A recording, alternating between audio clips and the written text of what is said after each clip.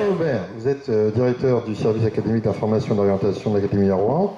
Et évidemment, vous êtes plus particulièrement affûté sur tout ce qui touche la mission école-entreprise. Et depuis tout à l'heure, j'ai cru comprendre qu'on ne faisait que l'éloge du partenariat entre le rectorat de l'Académie, les industriels et également l'État. Donc je suppose que vous vous réjouissez d'être avec nous ce soir aussi. Et aussi de nous rappeler qu'est-ce que vous impulsez auprès du rectorat, comment vous faites pour que cette formation dispensée soit au plus près de la réalité économique d'un territoire comme celui de Landelle et de l'Est de Rouen. Alors, moi, je suis ravi effectivement d'entendre qu'on souligne la coopération active, en particulier de la mission école-entreprise, mais pas seulement. Je crois que c'est un changement de regard que nous avons opéré depuis ces 20 dernières années dans le système éducatif, en étant plus attentifs sans doute à ce qui s'appelle l'insertion. Il faut savoir en particulier que nous avons des statistiques maintenant assez fines sur un certain nombre de diplômes postérieurs au baccalauréat qui nous donnent des éléments pour mesurer l'insertion. Et c'est quelquefois une obligation qui nous est faite. C'est effectivement un enrichissement de notre culture de ce point de vue-là.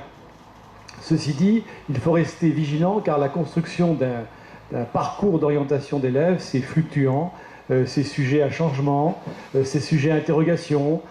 C'est la raison pour laquelle d'ailleurs le système éducatif développe des passerelles, développe des solutions alternatives. Donc c'est un point important quand même de retenir que les choix sont complexes.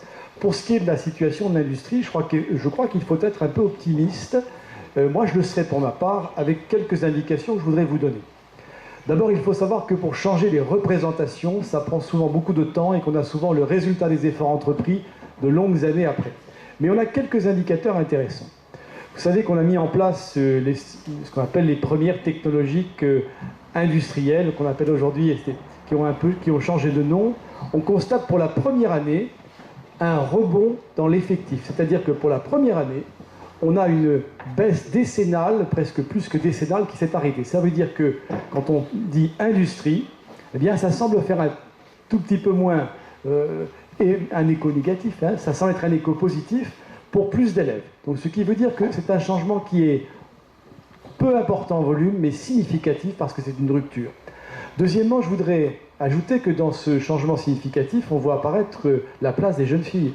Il y a une question que l'on doit effectivement évoquer.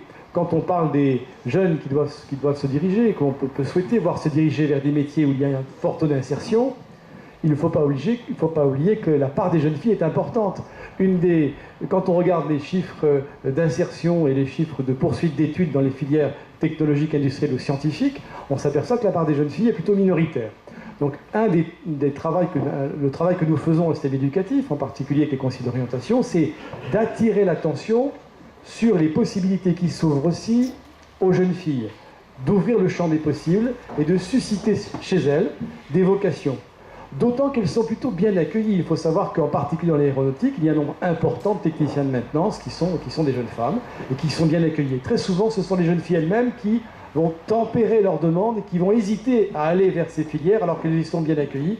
Donc c'est un des efforts que nous avons à mener et je voudrais compléter par ce propos ce qui a été dit. Un dernier point enfin.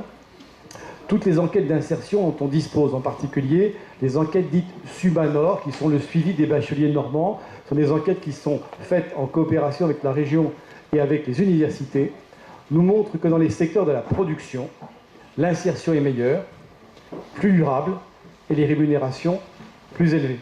C'est ce type d'informations que nous communiquons au travers du travail qui est fait dans les établissements, travail qui est fait dans les centres d'orientation.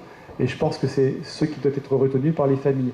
Mais pensons tout particulièrement à l'ouverture du champ des possibles pour les jeunes filles. Et puis enfin, en écho à ce que vous disiez, monsieur, tout à l'heure, sur les compétences, c'est un message qui, bien entendu, depuis de nombreuses années, nous avons recentré nos efforts sur les apprentissages fondamentaux.